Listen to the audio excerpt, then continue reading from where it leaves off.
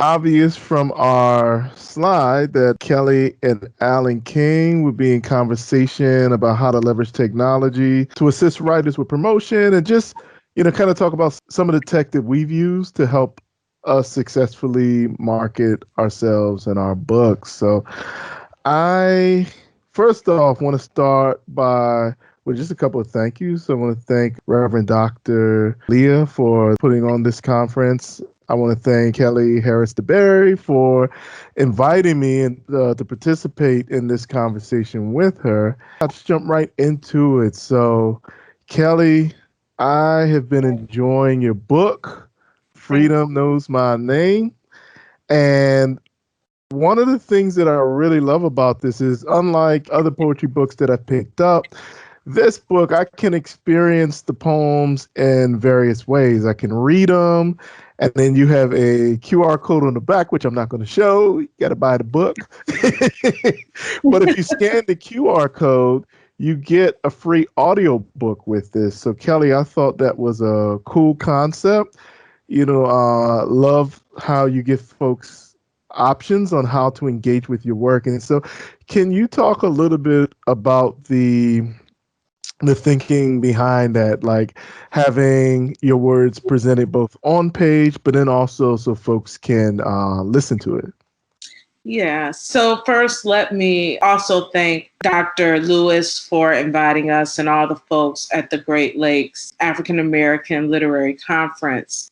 It's a pleasure to be a part of this, and particularly because I am a Cleveland native, and it's good to be connected and to be home, at least virtually. So I see this as a little bit of a homecoming because I know so many people that are involved with the conference.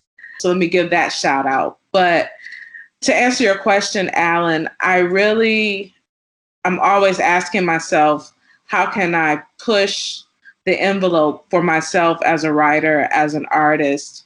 How can people experience my poetry in different ways? And so I'm not a techie, but I am interested in how to utilize technology for the arts. And so doing a little research and doing a little dreaming, I asked myself, okay, people are often saying, we love to hear you read. When I do readings, people are like, oh, that was amazing.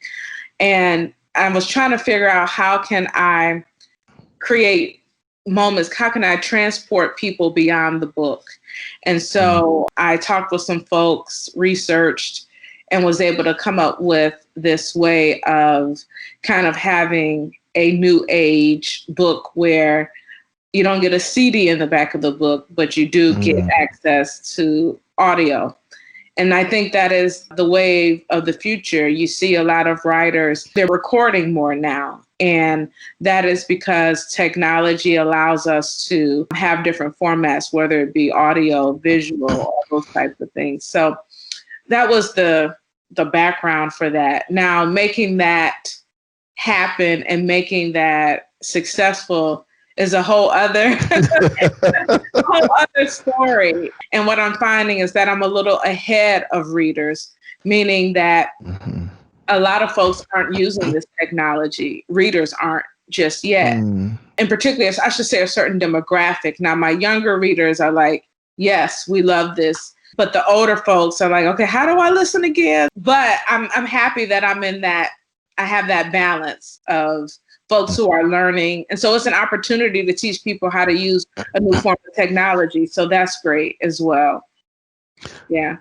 Okay. What comes to mind too is that, I'm thinking about gatekeepers and how at one point it was really easy for someone to be a gatekeeper. They, rose to a position of power, and then they had a say over, who they let through or what, right? But like now with the internet, people self-publishing, people, using various kinds of tech to get their work out there. Can you talk about your thoughts around where we are now with technology? I think the technology pretty much, let you kick the door in. So I don't know if you feel the same way, but if you could talk. Yeah, I think so. I do think there's a difference between a publisher and a press. And there are many presses that know how to make a book, but there is a different level of knowledge and expertise in how to sell a book, how to position a book, how to get a book in the right momentum. So I think that you have a lot of pop-up presses now more than ever, but it doesn't necessarily mean that they all know, quite frankly, what they're doing. But then there are those who have been in the trenches of publishing and really know the structure of it, and they can help you. So I always say to writers, find someone who really knows what they're doing a little bit so that they can help you navigate the other side of a book. So there's one thing to make a book, there's another thing to sell a book. And to your point about the gates kind of being open now, technology has allowed us to create our own audiences. And so when you have your own audience, you have kind of a direct line to consumers or readers or an audience. And so I think that technology has kind of really softened the ground for opportunities for writers and artists. And so what writers have to do, and I think I'll talk a little bit more about this later, is that it's not just enough to just have the technology. You really have to know how to leverage it in a way that is good for you, because one Facebook doesn't fit all. One site doesn't fit all. One Twitter account doesn't fit all. And so you have to kind of know who you are as a writer and also know how to manipulate it in a positive way. When I say manipulation, in a way that enables you to amplify who you are and also not like be consumed with keeping up with people and keeping up with what that person's doing. So technology, one helps you create your product easier than ever before, faster than ever before. And it also helps you build an audience, I think, quicker than some of the traditional ways that we've had in the past. Okay. And earlier you were talking about how, for the book, which I'll lift up again, Freedom Knows My Name. Thank you. So you had talked about the research you did around technology and like just, dreaming big and having, trying to figure out a way of going from something being a dream to being actualized, right? Yeah. So can you talk a little bit about the journey of where the research took you? And then also, can you talk about the payoffs that you experienced because of technology, with your book? There's one thing to tell your press, we're going to do this book. And then to add the layer of, I want to do basically an interactive book. It was something they hadn't done before. And also inside of the book, there were things that were kind of against the tradition or against the grain. Like there's a poem in the book that is about my house, people trying to buy my house that wasn't for sale. And the whole structure of the poem is in a neighborhood. It's like streets and like fictitious street names and all those kinds of things. And so getting people to buy into something that they haven't done before can be challenging, and particularly for Black writers, because I think that oftentimes there's a formula that publishing works for Black writers. And so you have to have your theme, like, your kind of categories. Are you Black woman? Are you, Black womanist theme or, home theme or history or whatever? So I have some of those themes in my book, but I'm also just I'm like, the book is actually, it's a doing, it's a live book, right? That trying to be in the world in another way. And so, will this work? Is this dumb? I can't tell you how many times we double checked the code to make sure that if people scanned it, it worked, So you have that, that fear that you'll sell something and it won't work, right? Or the technology will, as it does often, there's glitches and all of those things, So not only am I worried about errors in my book, should the period be there? Is there a misspelled word or that kind of thing? I'm also worried about all the tech aspects that are built into this book So yeah, I got a couple of gray hairs, I think, in this process of trying to do that. But I think the payoff was really good. I've sold faster than I thought that I would, and particularly in a pandemic. And so I'm close and near to fulfilling my contract already. And the book just came out August 5th. Wow. So that's a blessing, and that's good. And I think that, as one person told me, this is like really cheap. This book is $20, and you're getting audio and you're getting a book, a whole book. And that I really underpriced the book. And perhaps so that's a lesson that I've learned. But yeah, I've heard stories of people saying they were listening to the book in the car. Like they had the book on their table and they were listening to it through their phone, or some people had their phone and they were reading along with the book. And so those are the things that I wanted to do. I didn't imagine people would be cooking and listening to the book at the same time, because I didn't think of it in the tradition of like audio book, but I guess it is in a sense. So I think the payoff has been good. I think that I had a good cover as well. Yeah. And, as some people have told me, like having a good cover is half the battle. Yeah. Because it'll, sometimes a good cover will sell the book.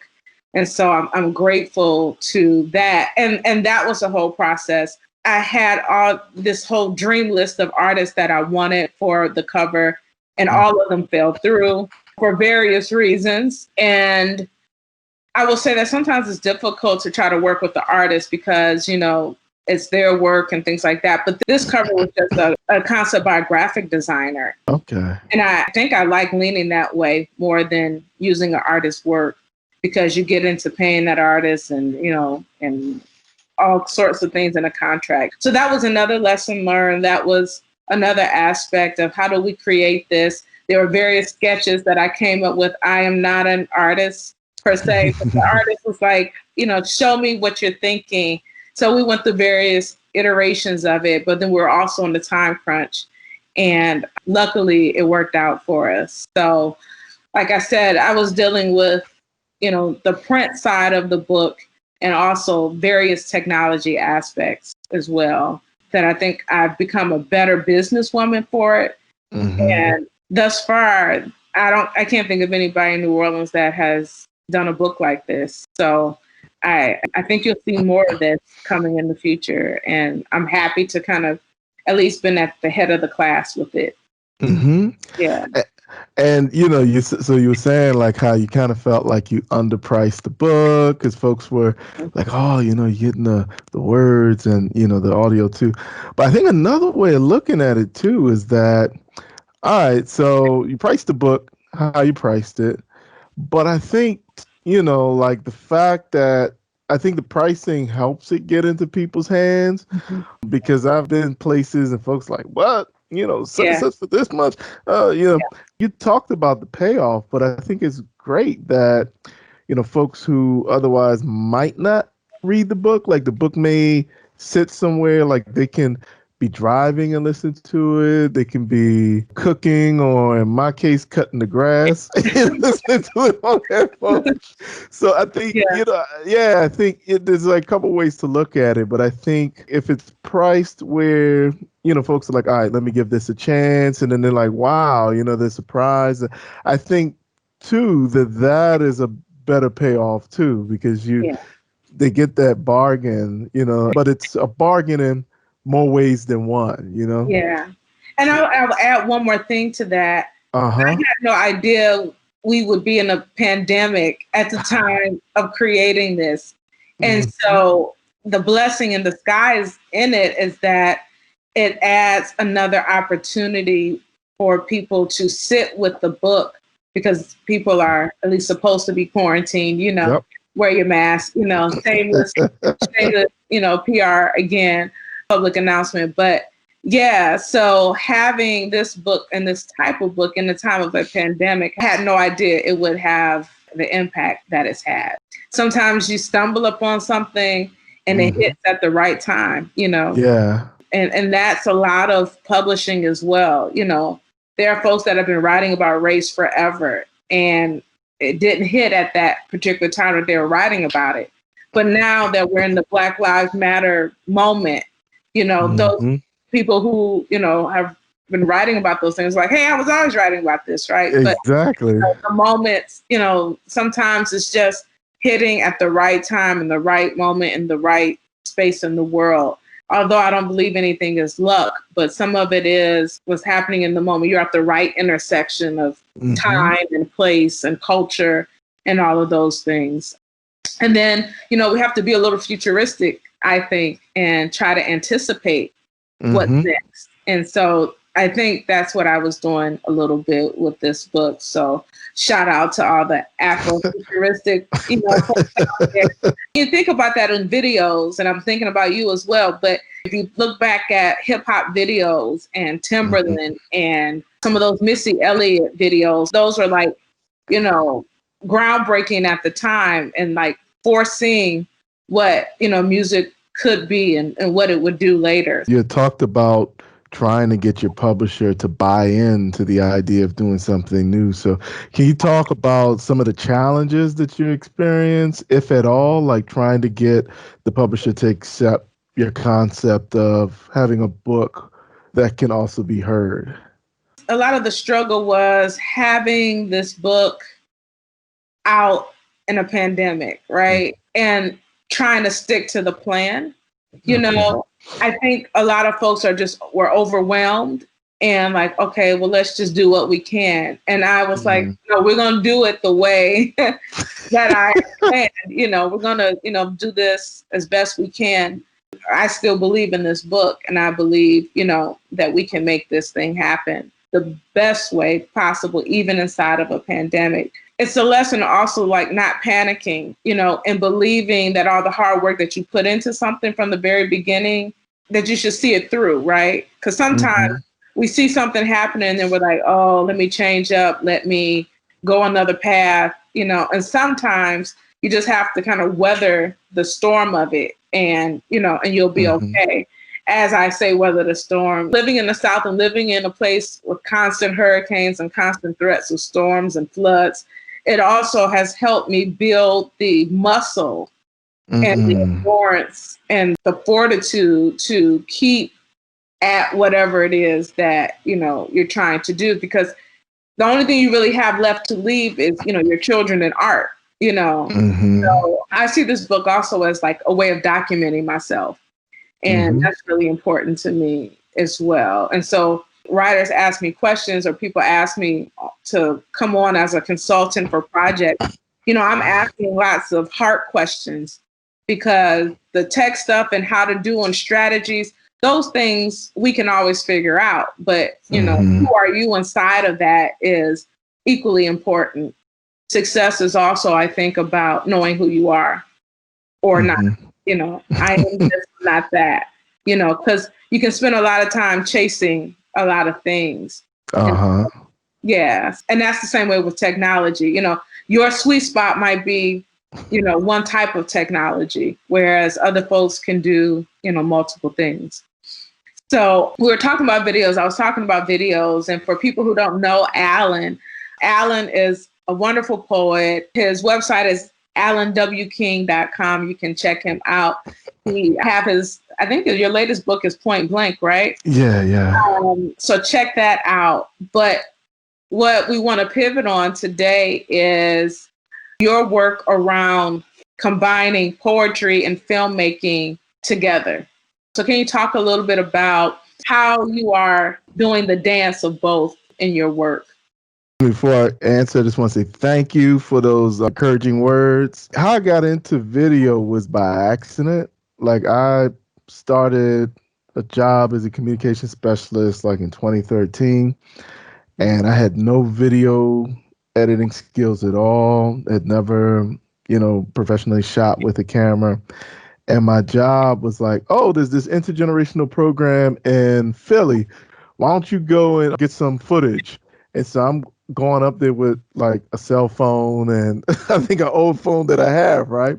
And knowing what I know now, I would have gone into it with a lot more planning, but I just did it. It took a risk, like what you talked about with seeing your vision through, taking a risk. And so I just took a risk. I was going up there, I didn't know a whole lot of stuff, but I did it. And got the video together and my job was happy. But I've never been one to want to just do something, and not do it properly. So I was like, well, I enjoyed this, but I want to do it properly. So I started taking evening classes at the community college up the street, and that's how I got into video. And initially, I was doing video just to enhance my work skills. But the program I was in kind of forces you to be entrepreneurial. So we had to create a business name. We had to have a logo. Then we had to have like a however long spot, like commercial thing. And then we shot it at the community college. And so that pushed me to think more outside of just building these skills for work. And then when I had it, I was like, I'd learned everything about B-roll and all these other film elements. So I was like, well, let me try reading one of my poems aloud, and then let me try finding some B-roll to help illustrate that. And you talked about the payoff with your book just from using tech, right? How tech has helped you there. Well, I'll say with Point Blank, I didn't want to go with the publisher I went with Drift. I wanted to try to find another publisher. So, the unintended benefits of tech was that I was like, okay, I'm not doing any more book contests. I'm going to put together a book proposal and go out and try to get Point Blank picked up. And when I did that, initially, I was just going with my word in the proposal and got shot down by almost all the publishers I reached out to. When I went to it again, I was like, all right, let me create some book trailers for a couple of the poems in the book, and then let me link to that and resend my proposal out to these publishers. Well, some of the publishers still said no, but there were at least 4 or 5 that were interested because they watched the video and they were able to engage with the poems in a different way. And one publisher who initially was like, no, you have to be published in our magazine, and you weren't published in our magazine, so blah, blah, blah. When I sent him the proposal again, but with the links in there to the video, he was like, okay, I'm intrigued. Send me the manuscript. And so what that showed me was how this tech that I created, not even intending to use it for that, how it opened some doors for me. Like it got some people interested in the work, and until I landed the publisher that I got. So I was very fortunate that I got into video for one thing, but then the journey kind of took me to where I am now. So do you feel that you see your work differently now because you have, no pun intended, but another lens, because you have a new skill? Does that help you as an artist approach your writing differently now because you can kind of think cinematically about your words, or is it vice versa? Folks that have heard me read, or folks that have read my work, would always say how visual it is. And so if anything, I think the video aspect of it equips me to help me create an experience for folks who may not sit and read poetry. They may watch the video and be like, oh, okay, that was cool. And that may, for some folks, be their entry to my work, right? So I'm with the PEN/Faulkner Foundation. I'm a visiting author with them. And in DC, they buy a bunch of the author's books, and the teachers have to request for an author visit. And one of the ways that the videos have helped is that if a class has been studying my work, the teacher will then play some of the trailers for the students so they can hear how I sound, how the work sound. And then the students will go back and revisit the work, and they're like, oh, okay. And this was an unintentional benefit, but they used it as a way of prepping the students for my visit. And so I don't really see the video part of it informing how I write the poems. I still write the poems how I write them, but I think the video piece of it just gives me another tool in terms of marketing and in terms of allowing people, just like how, folks can engage with your work, reading, listening. The videos give folks another way of engaging with the work. So, and as you were talking about students and schools, it's making me think of the pandemic now and how technology, the writers that have technology resources attached to their work can be taught virtually. in ways that other writers cannot be or other artists cannot be. And so I think that's the way we're headed for the future. Mm-hmm. Can you talk a little bit about how the entrepreneurial side of being a writer, and how has your trailers, your filmmaking helped sustain you as a writer? Yeah. So a lot of my writer friends, like they are, the idea of like marketing themselves like terrifies them. Like they're like, oh, but for me, it's a game. Like Yeah. I love it. Like I love, hitting up bookstores that like cold, just hitting them up cold and seeing how many I can get to carry the book, right? And I'm a part of this when I can join. I'm part of this Twitter chat that happens like every Wednesday night. It's hashtag book marketing chat. And it's great. Like the woman that runs it, she's a marketing expert and she has people on there and they have like different topics that they engage in. And so one of the guests that she had like hit it right on the head for me. She was like, yeah, you know, when you're marketing yourself, you win as long as you keep doing it, as long as it remains a game to you. And I was like, yeah, that's pretty much how it is, like and I think the tech is another set of tools, and it's a way of kind of like wiggling into spaces that, if it was just off text or whatever, you could easily have the door slammed in your face. But like if someone hears your voice, some people when they listen to something, they take it in differently. Or if someone is watching and listening to something, they're taking it in differently. So I think, for me, it's just added another tool in the arsenal in terms of marketing. But for me, marketing has always been a game. It's always something that I've enjoyed doing. That's interesting that you enjoy it, because I don't think I know anybody that enjoys marketing. I do think that only in writing do we say we don't want to use things like emotion, but if you look at all the other arts, in particular arts that use words, whether it's rap, singing, even commercials, so much of it is rooted in the sound and the voice. It's why we have voiceovers. It's why folks are hired to do audiobooks. It's because the way that one sounds matters, to the work and to the interpretation of the work. There's some writers I enjoy reading their work on page more than I enjoy hearing them. And then there are some that I enjoy hearing more than I enjoy reading on the page.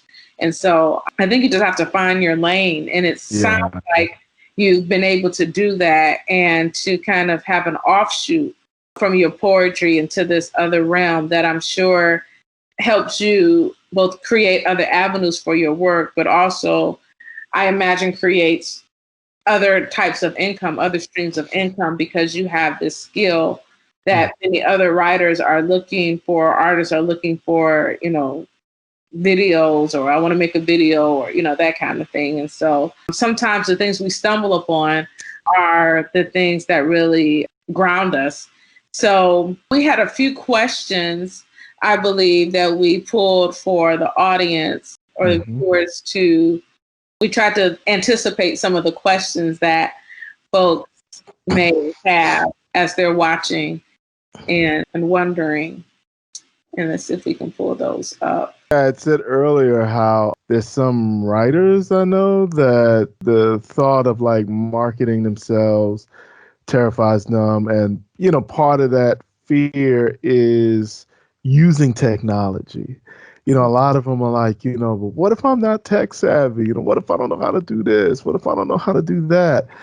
And so one of the questions that Kelly and I wanted to address is that, if you're not tech savvy, there are ways around that. And I remember a group of folks who had different skill sets. They found a way to work around their limitations. And part of that was the barter system. There was this exchange of skills. for example, you can shoot, but somebody's not a good editor or whatever. So, if this for me, I'll edit your videos. Or I'm not good with words. This was from another person. So if I need text or if I need a poet to do a voiceover, whatever, right? They'll go to this person, but in exchange for that, that person will get a skill that they don't have. So that's one idea around what you can do if you're not tech savvy. As I said earlier, I don't know everything about tech, but I do kind of know what I want, and then finding out how to do that thing or finding somebody that knows how to do that thing is critical to your success. You can't do it alone. And so, just taking a look at what people are doing, what technology is doing, how are books being published. And I would say don't be afraid, because sometimes it looks like a bigger mountain than it is. I have self-taught myself a lot of things, a lot of the stuff that people see. I mean, I've recorded one poem in my closet, I soundproofed my closet with blankets, and the hip hop poem, that was all done in a closet, and when people listen to it, they're like, what? They just knew that I was in the studio, right? I say to folks, as my grandmother used to say to me, if you have the want to, the how to will take care of itself. But standing back and saying, I can't, I often tell my daughter, don't say can't, that's not allowed in this house. You can say, I need help, right? And find the help you need. So now that we've discussed, being tech savvy, there's some folks that may want to know, well, why do I have to use tech? Why do I have to engage with it anyway? What good is it? And so I think our next point, pretty much illustrates that technology helps you be in places that you're not going to physically be able to be. Your current and future audience can't be with you. And we know that now because of the pandemic, right? Exactly. We are all living that. Your future audience and your staying power, just like many, musical artists who, may have started off in the 80s or 90s, they've got to remix their sound a little bit for, the current generation. So writers are the same way. If you still want your work out there and you still want it to reach people, you have to be able to not be all things to all people, but you do need to be able to utilize some of the opportunities that are out there. And so if you look at technology and using it as opportunities versus oh my God, I don't know what I'm doing from, I'm not good with this or that. When you just think of it, reframe your thinking to think of it as an opportunity. Just as an example, I just had someone from London contact me, a professor in London, send me some books. She teaches at a university in London. I would have never even imagined somebody contacting me from London. But technology, it expands your audience, and it also puts you in fingertips to so many people that you would have never known any other way. I think she stumbled upon me through audio. So yes, your current and future and your international audience is right at your fingertips with technology. You start watching how people follow you or, that kind of stuff. The sky is really the limit. There's no limit, with technology, because some people are using it. And you also have to think your audience, some people are, they're quarantining alone. Some folks are, everybody is not partnered. And so a lot of people are using technology for other reasons to find, things depending on what your theme is in your book. So you just never know. Why not just shoot your shot, and put it out in the world and see what happens. You had mentioned something about, followers and all that stuff, which brings us to our next point. So Kelly, I use Facebook and Instagram. Isn't that enough? Ain't I using all the tech that's possible to help me be successful? I'll say that I think Facebook and Instagram, I think it's definitely important to be on social media. But I think you have to have a bigger plan than social media. Mhm. And I've learned this like when I first started marketing myself. It's funny. I was telling my sister, I was like, look, all your followers ain't your customers. So you can be spamming your followers and all this stuff, but it's not a long-term plan. It's not going to be a successful long-term plan. And so I look at Facebook and Instagram and Twitter. I Mhm. look at those as ways of if people want to further engage with me or if they want to learn more about me, those are places where they can meet me at. But in terms of like trying to like get the name out there, I mean, it's not enough. And it was funny, Yeah. like the organization that I work for, we're doing some work with a PR firm that is really strategic in what they do. Mhm. And one of the things they did was they did a Facebook ads workshop. The woman that was leading the workshop, one thing that she said that just had me like, whoa. And I kind of felt this. She was like, yeah, if you're on Facebook and you put your post out there, how many people do you think see it? Organically, how many people do you think Mhm. see it? She was like less than 20%. Yeah. And she said, Facebook, and because Instagram's owned by Facebook, they kind of use the same Mhm. algorithm, but she said Facebook is now a pay to play type thing. So Yeah. now you have to invest in Facebook ads and all kind of stuff. And so it's not enough to just use these platforms to try and Yeah. get you out. You got to have a plan outside of it. So I'll just add that, in my other work, I do consulting. I have my own small consulting boutique. And, one of the big things that I find with clients is they just think they can put together a Facebook page and like suddenly, hit the jackpot. And, it's really not that. I suggest to everyone to cultivate a community. I still believe word of mouth and like relationships are still one of the best ways to have really committed followers and support. Like I don't have tons of followers, but the folks who follow me are legit. Like my first 3 days of sales from my book were like, whoa, and that was just like people who follow me. You're better off having 90 good followers than 400 something thousand that just mhm, scroll through and like stuff and never buy anything. exactly. So I think that that's important to cultivate relationships. And I also think to be strategic, I don't post all the time, but when I do post things, I try to make it worth someone's time. So I think that's important. And I will also say we put our whole lives on these platforms and they're always changing. Mhm. What's to say that YouTube doesn't get bought out by someone else or, Exactly. Mhm. just like we saw with what Ancestry.com, everybody's Mhm. DNA got sold to, the other company, right? And so, like, one of the things I really emphasize is having a stable email list and constantly building your email list because if nothing else, email will last, right? Mhm. But the platforms, what was it a couple of years ago? It was Boomerang, then it was TikTok. Maybe that Yeah. was a precursor to what we're living in now. Boomerang, TikTok, what's going to be next? Boom, probably or something like that. I don't know. So I think that's important. But I also think utilizing technology to make it work for you and to amplify you and to give your art or your work or your writing an edge, I think is really important. I mean, one of the things that is just, even though I knew it, like there's a lot of books out there. There's a lot of books people can buy. A lot of Mhm. books people can buy.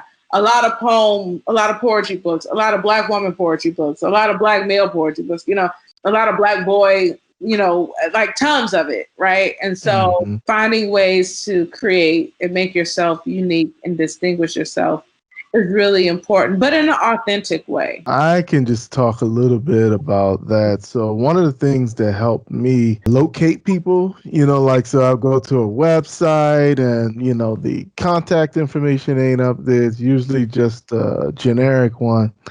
And so am really into Chrome extensions or browser extensions, because they have them for different browsers. And so one of my favorite and one of the ones I used a lot was Hunter. And so I can go to a journal, and if I'm looking for like a particular editor there, but their information is not available, if I'm on that page and I hit Hunter, Hunter will comb through and pull up the email address of the person. And it will pull up a history of when that email address had been used so that it's current and it's not, and so that's how I was able to find or locate reviewers for books. That was how I was able to engage with different publishers and journals. Some journals will have their own in-house set of reviewers. And it was also how I was able to contact book buyers at the bookstores. Another thing that I like using, and this is more so like when I'm working with video clients, is WeTransfer. I can send up to 2 gigs of video for free. And that way my client can review the work before we finalize it. And so, those are just some of the tools in my box that have been really helpful. There's something called Storybooks. I think is a storyboard. There's story videos, story photos, and you can use free images and free videos, clips to make your own whatever, videos, everything. So it's like clip art, but it's all video and photos. For example, if you go to my website, and I'm not plugging it, actually, I'm trying to plug it. There's a poem called 45 Coats, and in there, some of those images, they're just universal images, to just clips that are purposely for people to make their own videos. There's sound effects. There's like all kinds of stuff. They have monthly subscriptions, but it's not like out the box. So I've worked with other, video folks, and they've used that. So you can just type in Black woman or, snow or whatever, and you can get these things and emergency or whatever, to kind of help with your storytelling. And then it helps you like a storyboard and all of that. So that's one thing that I think is pretty cool. And I'm still learning, teaching myself how to use it. So there's that. I can drop that in the chat as well. That just came to my mind. And so there's a lot of tech stuff. I think I read yesterday there's 26 million podcast episodes happening, every day or so, or every couple of days, in a year. There's just like a lot of podcasts. So I think that's happening because I think that more people can't be still, and podcasts can go with you, in the car, while you're running, mowing the lawn, as you mentioned, all of these things. So I think audio stuff is really good. And there's so many different audio apps. You probably have a lot of stuff on your phone that you don't even know you had. I just recorded with a producer on a new piece, and he's like, "What kind of phone do you have?" And I'm like, "An iPhone." And he's like, "Okay, go find this app. I'm sure it's on your phone. You probably don't know it." Sure enough, I recorded this poem. He taught me how to mix it over the phone. And he said, "Now email it to me." And I was like, "What?" and so he took it, and now he's going to mix it some more and do some things. And so it'll sound like we're in the studio, whatever. And people probably think we were together, and we're in 2 different parts of the world. So that's another example of how you can utilize things. And I want to also go back to human capital. I know we're talking about technology, but I say that you need like a thought team, somebody to help you think out stuff like what ifs, what other things can you do to help get your vision together, because sometimes, you're thinking about something, but somebody else can give you another good idea, so you need that. You need those kind of thought partners with you. Create a vision board for what you want your writing to do and be. And I think that that's important as well. Find what works for you. There's so many different things. Most people are willing to share, their advice or their journey.